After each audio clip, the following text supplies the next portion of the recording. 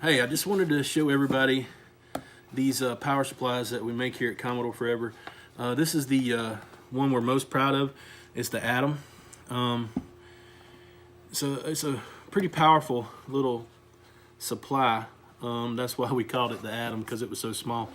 And it supplies 5 volts DC at 5 amps and 9 volts AC at 1 amp.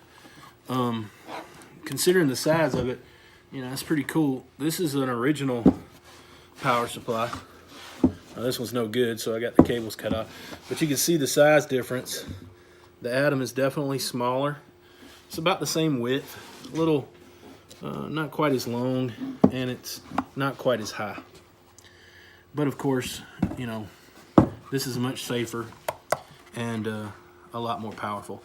And what we really like about these is the ability to use it with more than just your 64. Of course, it can work with the VIC-20 that's got the round connector.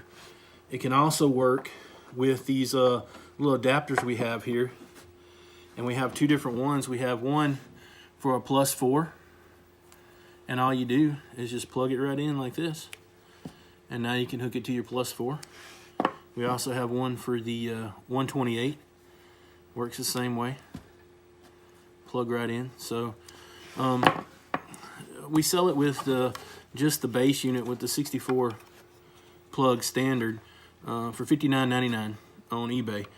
I think that's pretty competitive. It's pretty fair considering that you're getting, you know, a lot more powerful power supply than some other ones that are, you know, 3 amps. So, you know, with this one, you can use several different computers with the use of the adapters that, you know, come separately.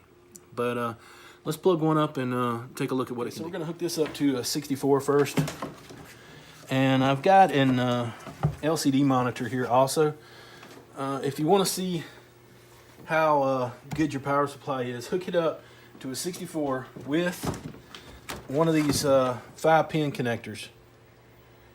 And then hook it to this LCD screen. I guarantee you, if it's not built well, you will see noise on the screen. We had a good bit of issues trying to get the picture cleaned up when we were first designing these. You can see a roll up the screen from the noise of the power supply. We found some workarounds for that and got it fixed. As you can see, this is a beautiful picture on this LCD TV, and we just have it hooked up with the normal, you know, audio, video, 5-pin connector. Nothing special, and you get a pretty dang good picture. All right, so let's unplug this, and we'll go over to a 1702 with your normal 8-pin connector. This is my test board here. That's why it's all took apart. But I mean, look at the picture. Yeah, it's pretty nice. You're gonna have the scroll on the screen. I don't have it synced up, but if I turn the brightness down some, it will help get rid of some, the look of that. But anyway, it's hard to fix it. I need a better video so you won't see that roll. But it's a good picture, nice and clear. And no issues, no complaints with them whatsoever as far as that goes. All right. Okay, so we're gonna test out the +4 with the adapter for the Atom. Let's hook it up to the LCD screen so it's got a little bit easier picture for everybody to see. I've never hooked one of these up like this. I don't know if I will. And then use our adapter here.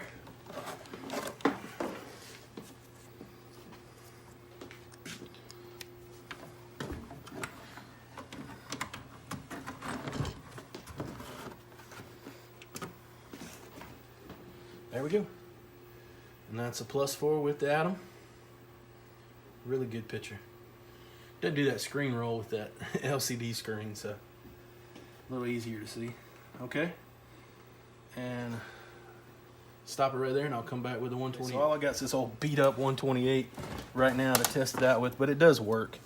So we're gonna put the 128 adapter on here. And again, we're gonna use this 5-pin video connector.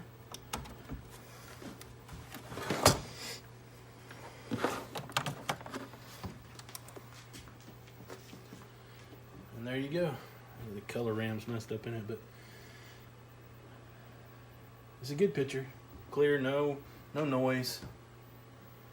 And that's with a crappy video cable, so you have a good video cable, good monitor, and it works good. So anyway, that's the Atom in a nutshell. You know, small, powerful, and impressive.